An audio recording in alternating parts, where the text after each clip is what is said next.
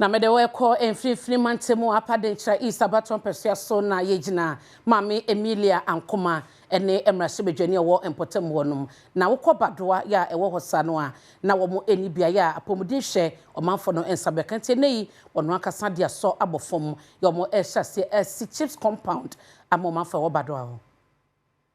Ugopiem ewo bedua ya no ewo apadentra East mensene mu mfimfin mantemu a ya na apomuden ho nsem enwa yede ama won ye pa twa kwantenten eba dentra chechewre ansa na wonum atumi enya apomuden eni ayarehwe na eno ena mrahye bedwani ye ogina hode ma apadentra East Abaton Persia so lawyer Emilia Ankoma ede aso abofom a wonum eba besi chips compound yi bi ede ama wo mu dwumadi enu ase ena ode ato manfo ni nyina nim so mesremo baby wonu ma se contractor ba be yadwuma neko mafo ni bia yo mu awo kaka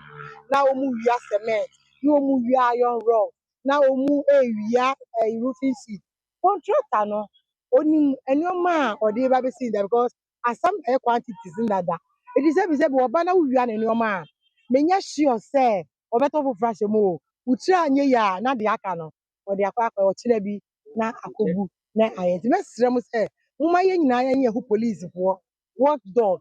ye nyina ebeboa na ya monitor se be ya ekromafo no sikwa bia mensa wom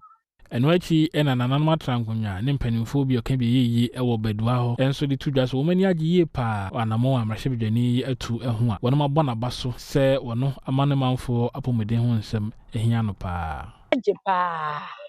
se nya due ye de hospital be sia ye susu se bi beba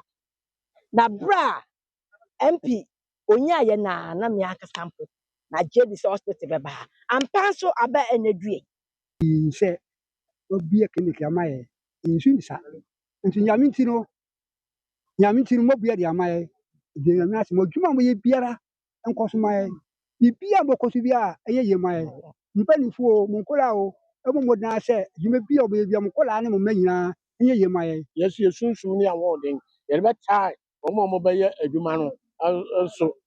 na bibia mo nso mo aduane die mo nso a yeso nananom so de ese de fata ye de beboa MC ene na MP no yesu betumi de aboa